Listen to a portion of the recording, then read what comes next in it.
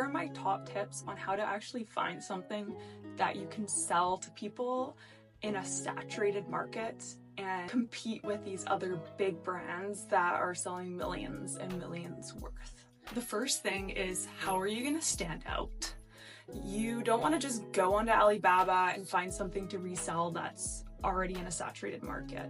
What you want to do is you want to find something similar and expand on that product, make it better. Maybe it's a color pattern that isn't out there yet, or maybe it's an added feature that is so simple but would make people's lives easier because you're solving a problem with an already existing product, and now you have the upper hand because you're a cooler product, so you will be more likely to sell. If you're trying to compete with price point and you're just a brand new brand and you're just starting and you don't have a big budget, I doubt you'll be able to compete with price points. So don't even focus on trying to outprice somebody unless you have some kind of funding behind you or backing.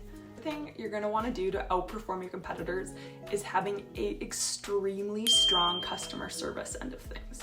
So you're gonna wanna have your fastest lead times, beat your competitor.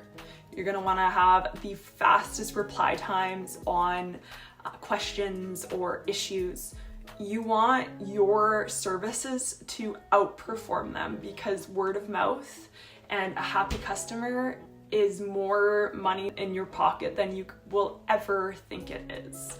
This was something that a lot of businesses go wrong with, and they think that, you know, once they get the product, once they order, it's done.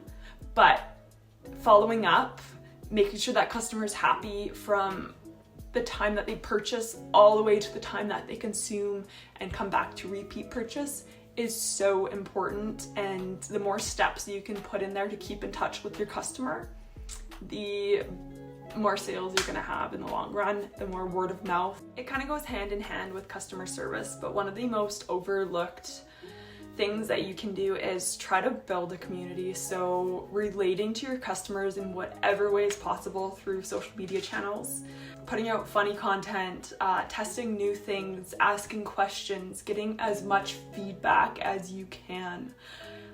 As a small brand, you have so much more power to do this than those large brands, and you're starting from scratch, so you can take the feedback and you can change it up pretty easy. Unlike these larger scale brands, you have the upper hand there.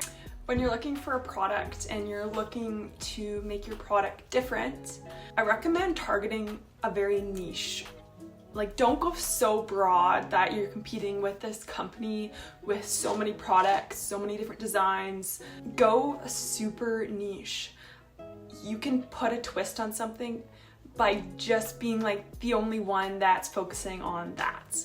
Maybe it's watermelon phone cases or something so random that you have a market for and you know there's a market there based on the likes and demographic of your niche. So another bonus with this is, if you know your niche and it's such a small niche, you know exactly who your target is. So when you decide to run ads or post on social media, you know exactly who you're supposed to relate to.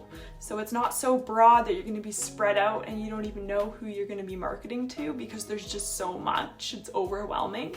When you go niche, you know exactly who you're targeting because you went small, and that is the best way to get customer retention off the bat. It's easier to pick a group and target just that group rather than all of Canada or all of the US.